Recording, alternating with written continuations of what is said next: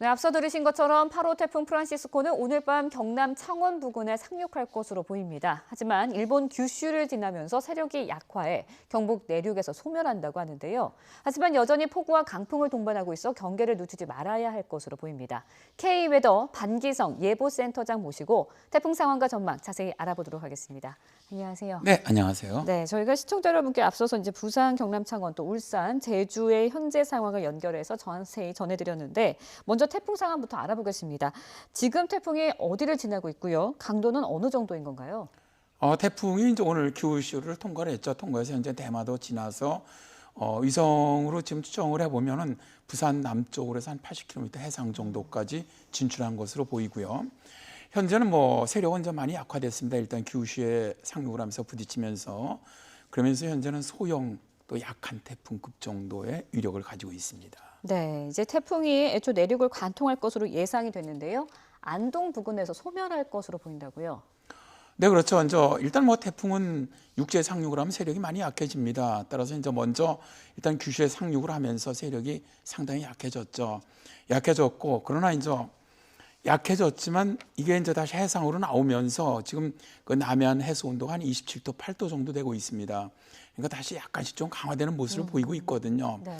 그렇지만 오늘 밤 9시 전후에서 일단 부산과 창원 사이에 상륙을 하게 되면은 내륙으로 들어오면서 또다시 에너지가 공급을 제대로 못 받으니까 약화될 겁니다. 그래서 실제로 이 이전 시간에 예측했던 거는 관통에서 쭉 속초 북쪽 해상으로 빠져나가는 걸 예상을 했는데 현재 예상으로는 안동 부근에서 소멸하는 것으로 그렇게 예상이 바뀌었죠. 네, 그래도 태풍이 좀 다가오면서 태풍특보는 확대되고 있는 모습이거든요. 그래서 일단 태풍 자체의 위력이 있으니까 현재는 일단 그 부산이라든가 남해안 다음에 경남 내륙 그다음에 울산이라든가 이쪽 지역까지 주의보가 발령돼 있고요. 바다는 네. 그 앞바다 쪽 먼 바다까지 다 태풍 주의보가 발령돼 있고 바로 경북 지역 대구 인근이라든가 경남 내륙 지역까지도 다 주의보가 확대가 될 겁니다. 네, 이번이 제 8호 태풍 프란시스코인데요. 과거 이번 태풍과 비슷한 진로의 태풍이 있었다고요. 1989년이죠. 30년 전에 주디라는 태풍이 있었는데 사실 이 8월 초 같으면 북태평양 고기압의 가장 강한 시기입니다. 그럼 태풍이 발생하더라도 우리나라 쪽으로 못 올라와요. 이때는 대개 중국 쪽으로 많이 들어가거든요. 근데 이번 같이 규슈를 통과해서 우리나라 남해안 상륙하는 태풍은 굉장히 보기 드문데 이렇게 들어왔던 태풍이 주디가 있었고요. 일단 그때 주디는 남해안을 상륙을 해서 올라가 갖고 경기만 쪽에서 소멸을 했는데 네. 상당히 지금하고 경로가 유사하면서 또 강도도 거의 비슷한 이런 정도의 태풍입니다. 그 당시에는 피해가 좀 어느 정도였나요? 그때도 남해안 쪽으로 한 300mm 정도 비가 내렸고요. 바람도 최고 순간제 태풍선 35m 정도. 이번 태풍보다 약간 더 비도 많았고 또 예상으로 바람도 좀 더 강했다고 볼 수가 있죠. 네, 태풍 프란시스코 비와 바람 가운데 어느 게 더 강한 겁니까? 이번 태풍 같은 경우는 바람보다는 우리가 우태풍이라고 부르죠. 비태풍. 네. 비가 좀 많을 거로 보여요. 일단은 대개 태풍이 올라오면은 이 전선대하고 같이 부딪히기 때문에 네. 태풍 자체 비구름에다가 이 전선대 비구름이 더해지는 경우가 많은데 요 7월의 다나스 같은 경우죠. 그런데 이번 같은 경우 태풍 자체의 일단 비구름입니다.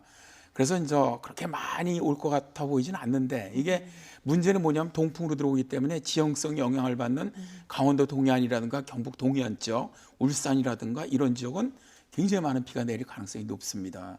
그래서 이런 지역 쪽으로는 시간당 30mm 이상 또 최대 200mm 이상의 호우가 예상되고 있는 것이죠. 아무래도 시설물 피해에 좀 주의가 필요하겠죠. 그렇습니다. 네, 이번 태풍이 이제 오늘 밤에 상륙을 해서 내일쯤에 이제 소멸이 될 것이다라고 예보가 되긴 했는데 최대 고비 시점 언제입니까?